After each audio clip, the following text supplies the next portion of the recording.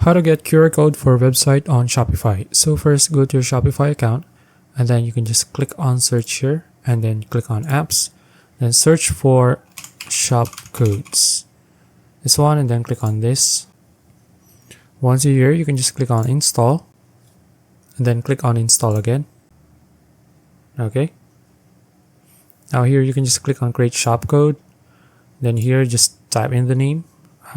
Let's just type, I'm just going to type in test here, and then you can just click on select product here, select your product, and then click on add, and then here you can just choose your scan destination here. And then if you want to apply a discount, you can do that.